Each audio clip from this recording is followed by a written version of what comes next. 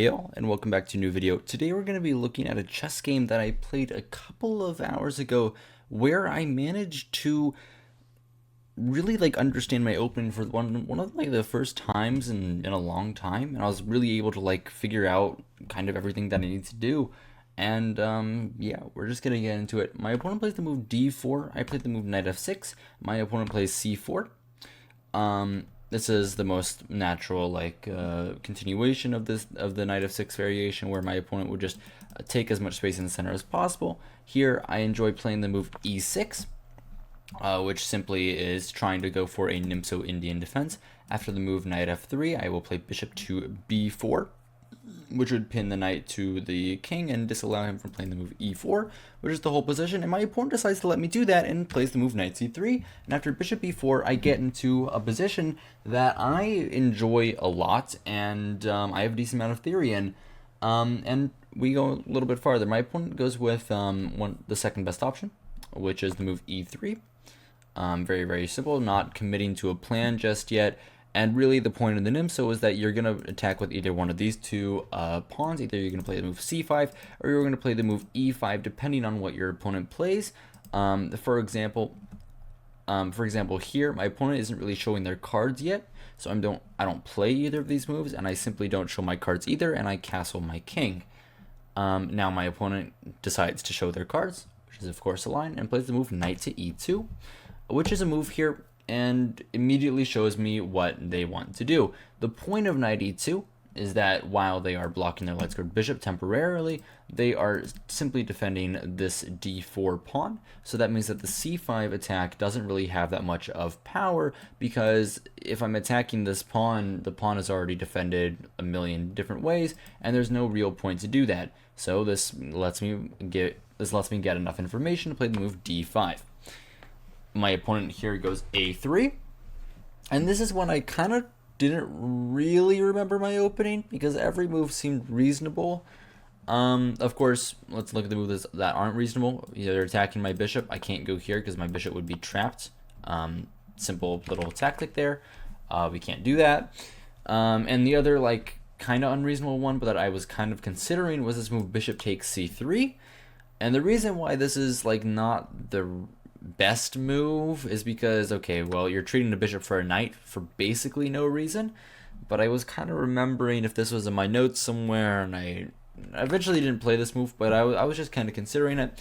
The other two moves are very similar, bishop d6 and bishop to e7, and I ended up going bishop to e7 in around 3 seconds after a little bit of thought, just trying to remember what my opening was. And here my opponent plays not a very good move. What they're supposed to do here is they're supposed to take, and after e takes d4, they're supposed to go after my pawn, and in the meanwhile, I'm going to play moves like rook e8. I'm going to try and see if I remember the ideas here.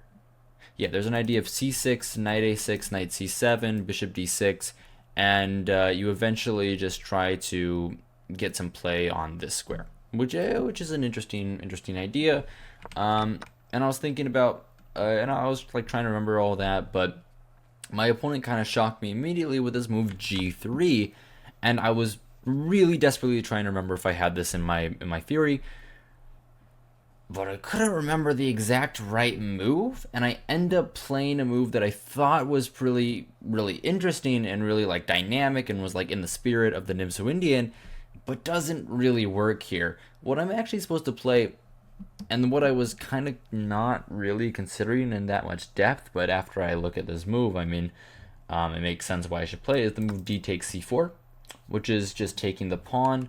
The reason why this is a little bit scary is because it allows bishop g2 to be had with a lot of play on my queen side. This becomes a very interesting Catalan position, and I was unsure if this was what I had wanted. But the main point is that white just can't win back the pawn. White just doesn't have enough time. I play knight bd7. This is the main move. I go knight bd7 here. My opponent just simply doesn't have enough time. Castles.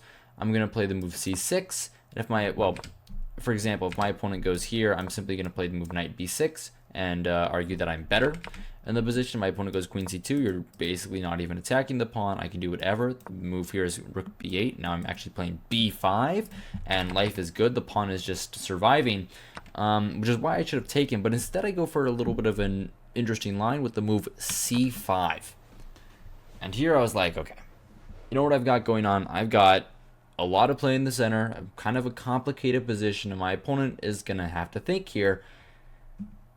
And they think a little bit, but they don't think as much as I want them to. This is like kind of going for a fight. That's what the point of c5 is. I want to like do some stuff in the center. I want to get some really, really interesting play, and I want to get into like an imbalanced game. That's the point.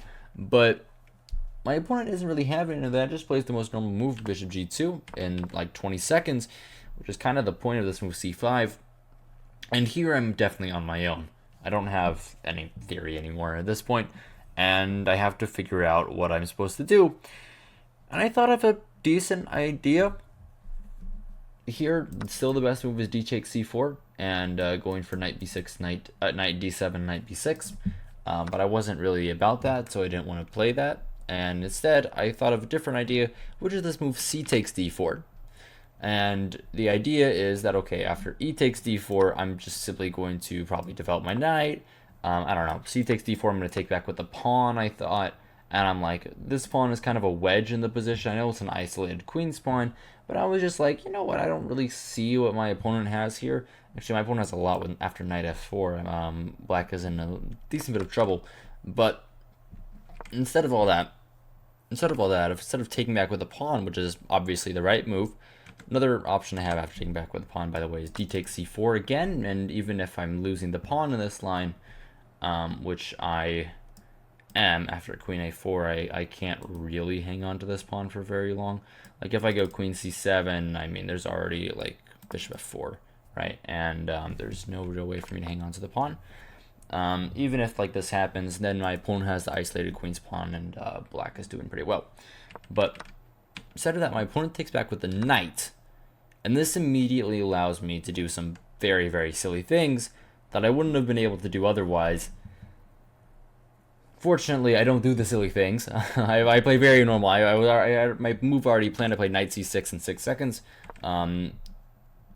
What I should be doing here is, again, realizing that d takes c4 is an option. After queen a4, actually, this is really, really good for black, because after e5, let's say knight b6, I would get a6, right? The knight is literally trapped. So the knight has to go back to, I don't know, f3, for example. And then we can just defend the pawn, because now there is no bishop f4, right? The pawn is in the way now. And black is just up a pawn and winning the game, which is really, really cool. But I wasn't really looking for that. I simply go knight c6. My opponent takes on d5. I recapture with the pawn, of course, because I thought taking with the knight would be a little bit silly, like losing my center control. And my opponent plays a really, really stupid move here that I don't think that a 2200 should play. I feel like my opponent is better than this, just rating-wise. They probably were really mad at themselves after playing this move, but they play the move knight takes c6, which is obviously just a bad move. Simply because after b takes c6, black now has a really nice wedge against their light scored bishop. Like now their light scored bishop is being pretty bad, and my opponent's main idea here is that they want to play the move e5, right? This is what they really want to play. Problem is they can't play e5 right away, because I have immediate ideas such as bishop a6, which is really, really cool, simply stopping castling for my opponent, and my opponent's king is going to be stuck in the center for the rest of the game. So my opponent can't play e5 immediately, which is why they have to castle. And after my next move, here I managed to realize his idea of e5, because, oh, by the way, he needs to play e5. If he doesn't play e5, this dark squared bishop is going to be really bad. It's going to be very, very hard to develop it. And yeah, so he has to play e5 so it can come out this way. These squares, I'm sorry. And I realized that, and I was thinking for a while, and I was trying to figure out what I had to do here to kind of stop his threat. And I thought that the only move was to move bishop to f5, and I'm actually pretty proud of this move because I spent like 40 seconds, and I feel like this is the most accurate move. Well, engine always gives something stupid like h5. I mean, I don't even care. That's just stupid. I don't know why I'm allowing e4. I was saying e5, e4 here in the first place. Like, in all honesty, I didn't really believe in d4. Like, this is what the engine gave. I didn't believe in d4. I just thought this was a little bit stupid. Like, okay, my opponent can do whatever, and it was just, okay, this is just, I don't know what's going on here.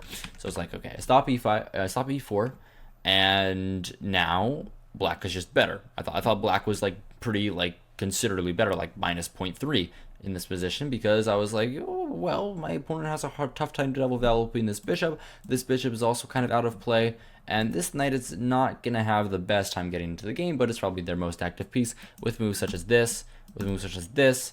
But in the meantime, after they're doing that, I'm going to do this. I'm going to go queen d7. Maybe I'm going to go for that. I'm going to go the rook on e8, the rook on b8, and I mean, black's position kind of plays itself. My opponent, believe it or not, spends 4 minutes on their next move. 4 minutes. Which is just insane. That's half their time. They spent half their time on this move trying to find anything. And I mean, I was also calculating the position a lot. There's a lot of very, very interesting lines. Like, I thought queen f3. I was calculating this a little bit. After bishop g4, queen f4 here, queen g5, I thought maybe I could even trap the queen after h6 here. And there's like this move king h7. Well, actually, first I have to play rook e8 to stop e4, and then I'm going to play king h7 and g5. And I was like, oh man, that's a really cool trap. And, well, of course, my opponent's not going to do that, but there's lots of other things. He was calculating b4. I'm just going to play the move a5. I thought it was better. I thought bishop d2 was probably what my opponent had to settle on. And in all honesty, I didn't really see a good move for white.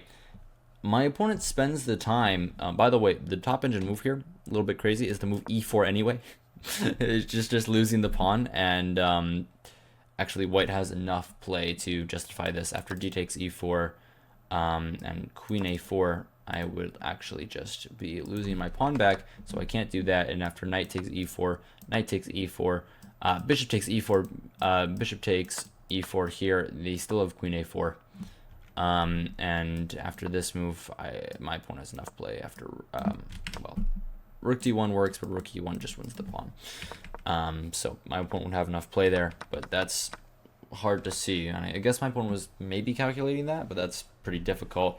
Instead, they play the move I thought they were going to play, which is the move bishop d2. After, yeah, 4 minutes of thought, which is crazy. And I'm like, well, if you gave me the time, I'm gonna play fast. I'm gonna play normal moves. I'm just gonna win the game. So I don't think very hard. I play rook b8 in like 30 seconds. Rook b8. I'm just going after this pawn and forcing him to make a move here. It's obviously a better move for me because it's getting my rook onto an active file. There can't be anything wrong with that move. My opponent goes b4, which was expected, and then I just go with the move queen d7. Which I thought made sense as well, because this was also part of my idea. I might be threatening moves like this in the future. I'm putting my queen on this diagonal over here. I'm allowing myself to bring my other rook this way. I mainly kind of wanted to put the rook on the e file at first, but with my opponent targeting this side of the board, I was a little bit wary of that, so I might be able to put my rook on c8 as well. Rook c1 is the move chosen, but now I'm able to immediately strike the position. I don't even think very hard. I just play the move a5 in like 20 seconds or something, since I have the time to think. And, well, now he's just not going to be able to keep hold of these nicely placed pawns. And after b takes a5, I just simply take on a3 and rook a1. I'm arguing that this pawn is going to be lost in the long run, and black is probably better, which is true. But what I didn't realize in this position is that it's very, very tricky for black to actually win this pawn, and white has a lot of play. For example, the best line here is one that I really didn't calculate. Well, I didn't really look at it at all. Like bishop b2, rook a2, bishop d3 is the move, and my opponent has to sack the exchange, because if they don't, then I'm going to get bishop c4, and I'm actually going to trap the rook, which is insane. And if they don't do that, they have to sack the exchange. Their best move here is to play a6, bishop takes f1, queen takes f1, queen a7, and at the end of the line, I believe I have to give back no, I don't give back the exchange. Just like everything trades. Queen d1, rook b6, I'm trying to double up, bishop to f1, and after bishop takes c3, knight e4, here my opponent can play bishop e5 or bishop b2 or bishop a1. There's a couple of moves, but this isn't really the line that I wanted to look at. I really more or less wanted to look at this move. Takes here. Yeah, bishop takes e4 here, c5, and no, sorry, d takes e4. What's the move here? Sorry, I'm trying to figure this out. I looked at a line earlier. Trying to make sure I can find the line again. I don't even remember. You know what? Whatever. There's some like crazy lines where black just has the rook but can't do anything because of the pawn very well placed going down the board here. But you're just gonna have to believe me.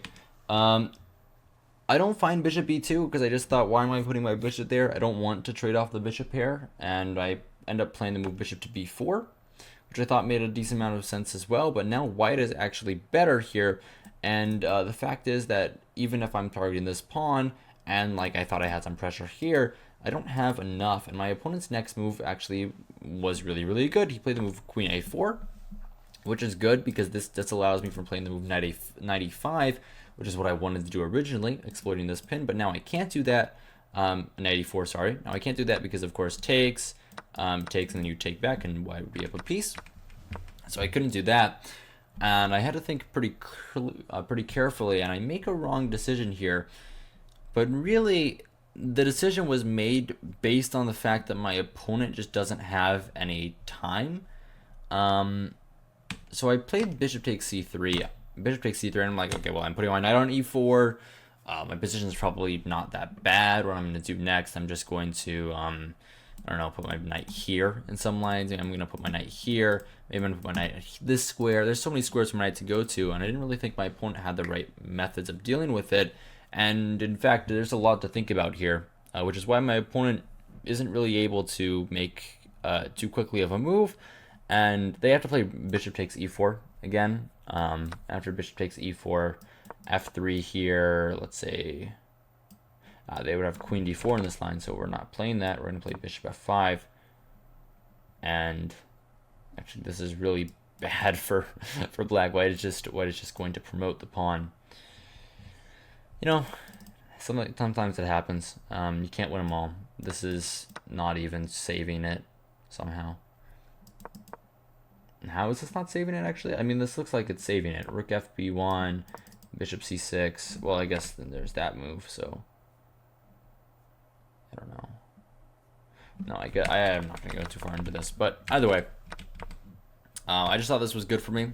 He misses the move. He goes to the move bishop to e5, hitting my rook. I play a wrong move again. I played the move rook a8 without much thought.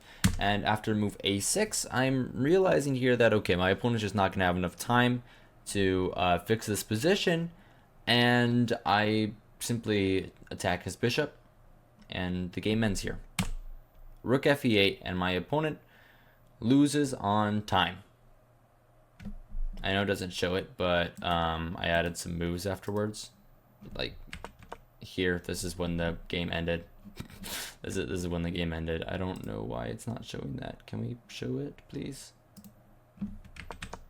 Okay, whatever. This is when the game ended, actually. And my opponent simply loses on time. But there's a couple of lines here. Bishop d4 is the way to play. And the game can go on, but yeah, I mean, his clock runs out here. As you can see, there's no more clock. Bishop d4, the game can go on. And actually white is pushing here, but it's still pretty complicated, and with 40 seconds on the clock, I didn't really expect my opponent to be able to do much. Like, I thought of some like interesting ideas, like this move knight d2 is one that I considered. After rook fd1, knight c4, I'm like, okay, maybe my knight's better here. Not to mention I have moves like this move trying to get over to this square. This also isn't good because of this, but forgive me. It's tricky to figure out a move here for both sides. And that was just during the game. That was just my idea during the game. But either way, rook f8. My opponent loses on time, and I'm able to get up to a decently high rating of 2248. Yeah, that's actually it. I hope you guys enjoyed. Hope you guys found this entertaining, instructive, all of the above. If you did, remember to like, subscribe, do the normal things YouTubers tell you to do, and yeah, that's it. Good evening and good night.